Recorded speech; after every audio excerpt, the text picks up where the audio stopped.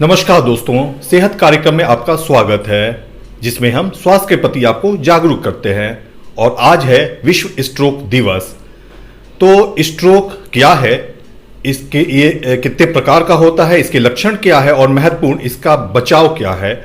और इस बार world health organisation जो विभिन्न स्वास्थ्य दिवसों की घोषणा करता है, तो उसने वर्ल्ड स्ट्रोक डे है, इसमें क्या थीम रखा है, इन्हीं कुछ चंद सवाल हैं जिसका जवाब हम ढूंढने आए हैं यथा super speciality hospital omega sector greater Noida में। अभी हमारे साथ हैं डॉक्टर पुनीत राणा जो सीनियर कंसल्टेंट हैं। और डॉक्टर साहब, स्वागत है आपका डॉक्टर राणा।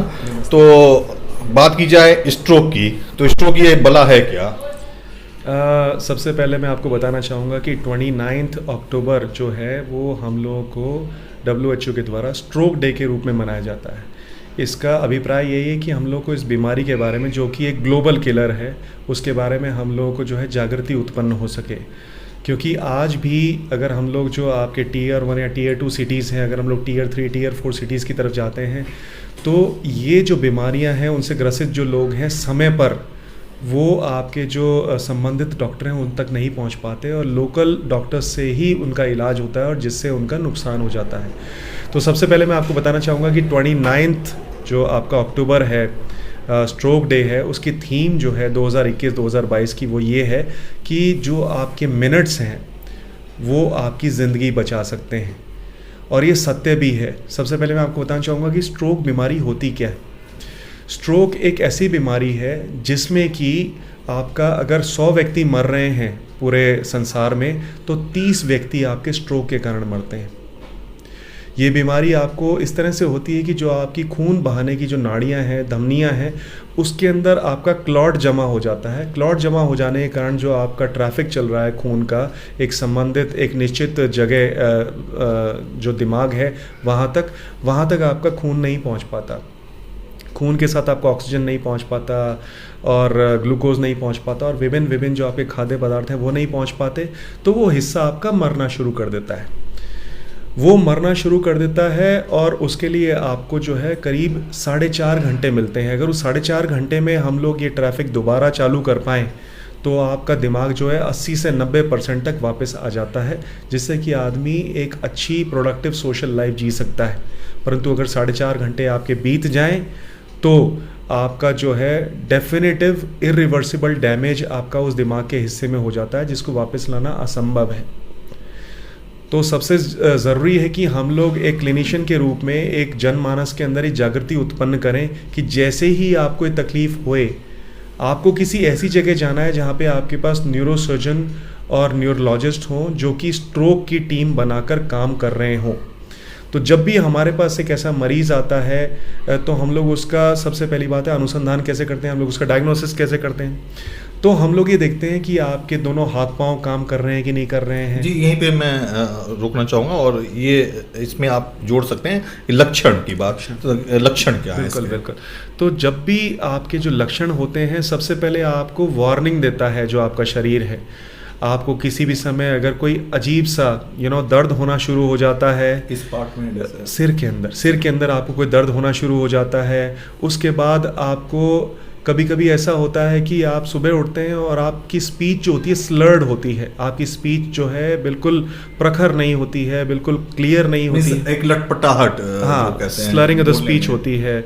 और उससे आपको एक आइडिया लग जाता है। कभी कभी आपको ऐसा लगता है कि आपका जो ग्रिप है वो थोड़ा सा वीक हो गया है और फिर उसके बाद अपने आप ठीक हो गया, या आपके पाँव में जो चप्पलें हैं वो आपकी पकड़ नहीं पा रहे हैं और एकदम से वो ठीक हो गई हैं। तो ये शरीर आपको बता रहा है कि आपको छोटे छोटे स्ट्रोक उत्पन्न हो रहे हैं, जिसका शरीर स्वतः इलाज कर रहा है। जी।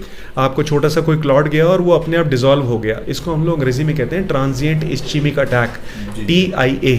तो शरीर आपको बता रहा है कि जल्दी ही एक बड़ी बीमारी आपके पास आने वाली है। और जब बड़ी बीमारी हो जाती है तो उसमें ये रिवर्सिबल नहीं होता, ये इरिवर्सिबल हो जाता है। आमतौर पर जब आपको TIA होता है, जैसे आपकी स्लरिंग ऑफ द स्पीच हुई, आपकी 1-2 मिनट 3-4-5 मिनट होके ख़त्म हो जाती है। लेकिन जो आपका स्ट्रोक होता है उसमें ये बिल्कुल फिक्स्ड हो जाती है। तो उस समय आपको अपनी स्टॉप वॉच को ऑन कर लेना है। आपको एक ऐसे हॉस्पिटल को इंगित करना है जहाँ पे आपके पास जो है न्यूरोलॉजिस्ट हो, जो कि आपका वहाँ जाते ही जो है टीम अप्रोच से इलाज शुरू कर दे। इसमें हम लोग जैसे ही अपने पास मरीज़ आता है, हम लोग सबसे पहले उनका एक प्रखर टाइप का सीटी कराते हैं। डॉक्टर साहब, इसमें ये भी आप जोड़ दें, यथार्थ सुपर स्पेशलिटी हॉस्पिटल जहाँ पे आप yes. कार्यरत हैं, तो यहाँ पे क्या सुविधा है ये भी साहब हमारे दर्शकों को बताएं। बिल्कुल बिल्कुल, मैं उसके बारे में ही बताऊंगा आपको। जो मैं आपको चीज़ें बता रहा हूँ ये सारी हमारे यहाँ उपलब्ध है, तो मैं दोनों चीज़ों को साथ में जोड़ देता हूँ।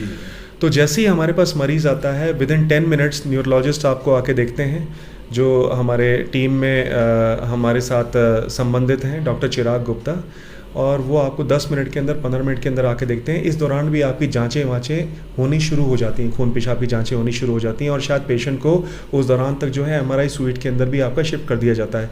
CT परफ्यूजन आपकी जो है की जाती है, उससे हम लोग को 2 जानकारियाँ मिलती हैं कि आपको कोई ब्लीड तो नहीं है, दूसरा ये है कि आपका बाकी जो CT है वो नॉर्मल है, या हम लोग एक खास तरह का MRI कराते हैं जिसमें कि केवल आपके 5 मिनट लगते हैं।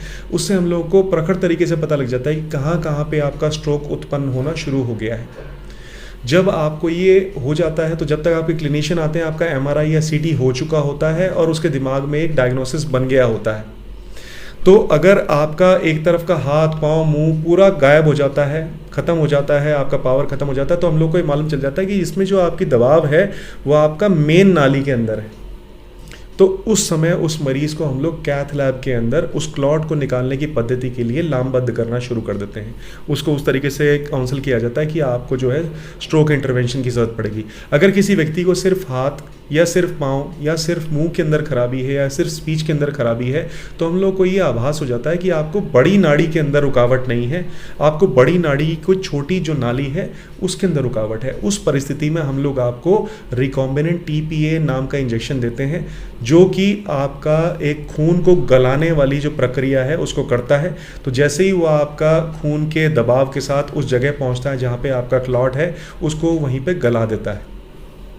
तो उस तरीके से हम लोग जो बड़ा स्ट्रोक है और जो छोटा स्ट्रोक है उसको हम लोग अलग करके उसके लिए एक अलग अलग ट्रीटमेंट करते हैं। अगर आपका इंजेक्शन देने के बाद भी व्यक्ति के अंदर सुधार नहीं होता है तो हम लोग व्यक्ति को कैथ लैब में ले जाते हैं। वहाँ पे हम लोग निश्चित तौर पे फौरी तौर पे देखते हैं कि कहाँ पे आपको दबाव है और उसकी हम लोग स्ट्रोक इंटरवेंशन करते हैं। तो ये तरीका है जिसके द्वारा हम लोग 80 से लेकर 90% तक प्रोग्नोसिस को वापस ला सकते हैं। और जैसा कि WHO ने बताया कि जिस समय आपका जो है दबाव शुरू हो गया, जिस समय आपकी रुकावट शुरू हो गई, उस समय से प्रति सेकेंड आपके अंदर 10 लाख न्यूरॉन जो है मरना शुरू कर देते हैं।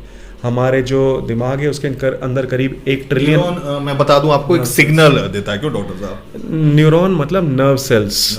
हमारे दिमाग के अंदर करीब 1 ट्रिलियन न्यूरॉन्स हैं और आपका जो 1 मिलियन न्यूरॉन्स हैं वो प्रति सेकंड आपका मरना शुरू कर देते हैं। तो एक व्यक्ति को अगर हम लोग मान लीजिए कि स्ट्रोक होने के आधे घंटे के अंदर देखेंगे, उसको हम लोग ज़्यादा अच्छा प्रोग्नोसिस देते हैं बनिस्बत इसके कि कोई मरीज़ हमारे पास 4 या 4.5 घंटे के अंतराल पे आता है, क्योंकि 1.5 और 4.5 इसके दौरान जो आपका घंटे हैं, प्रति मिनट है, प्रति सेकंड है, आपके न्यूरॉन्स मर रहे हैं। और यही आपका WHO का जो है थीम है इस साल का कि minutes can save your life.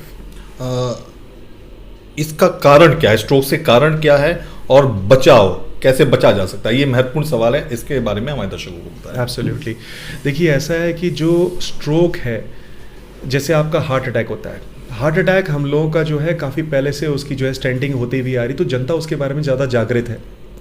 Stroke intervention हमारे देश में करीब 10-15 साल पहले ही होने शुरू हुए हैं। इसके कारण जो जागृति है वो समय के साथ ही आएगी। लेकिन मैं आपको बताना चाहूँगा कि ये बीमारी एक ही है। जो आपका हार्ट अटैक है वो इस कारण होता है कि कोई आपकी धमनी जैम हो जाती है, उसके अंदर क्लॉट जमा हो जाता है, और जो आपका स्ट्रोक है वो आपका ब्रेन अटैक है।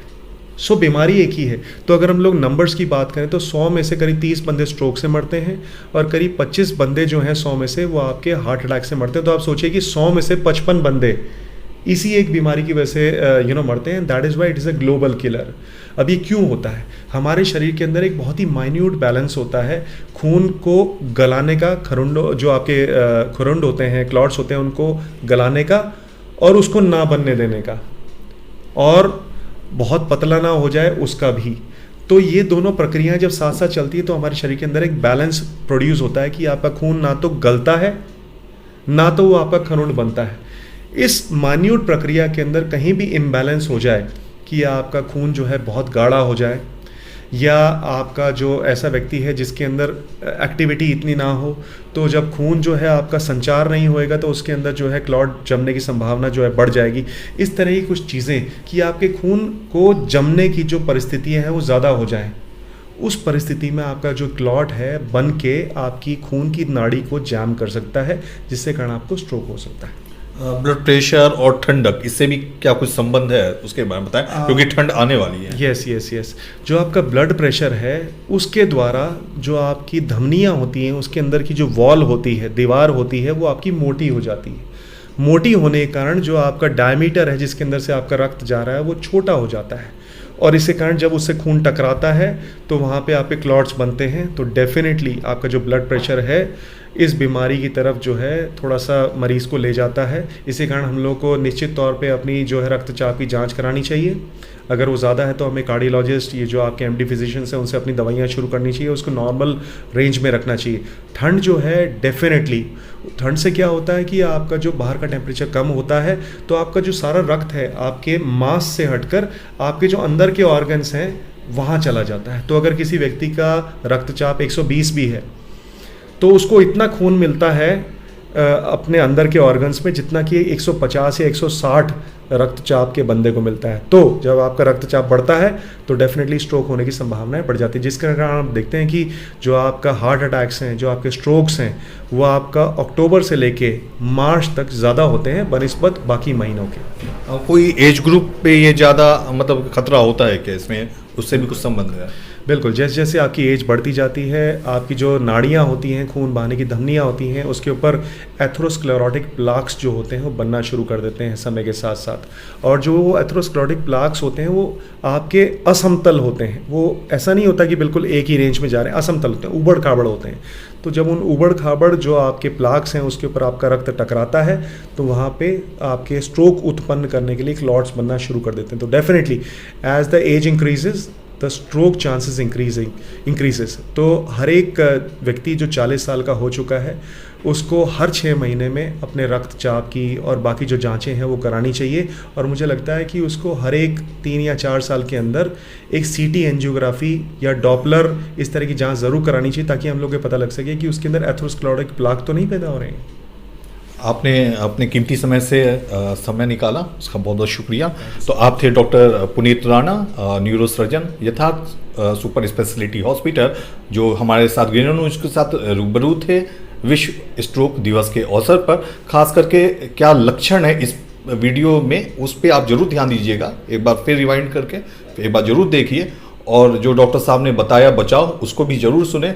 और किसी लक्षण में कुछ भी आपको लग रहा है, कुछ समानता आप में उस तक आ रही है, तो जल्द से जल्द आप अपने निकटवर्ती हॉस्पिटल में पहुँचे। और खासकर डॉक्टर साहब ने ये भी बताया कि यथार्थ सुपर स्पेशलिटी हॉस्पिटल जो ओमेगा में स्थित है, यहाँ पे पर्याप्त सुविधाएं उपलब्ध हैं इलाज का स्ट्रोक के लिए। तो फिलहाल इस कार्यक्रम में इतना ही, और चलते चलते एक गुजारिश आपसे, हमारे YouTube चैनल को सब्सक्राइब करें। कोई भी खबर, इन्फॉर्मेशन जैसे ही अपलोड होगी उसका नोटिफिकेशन आपको मिल जाएगा। नमस्कार।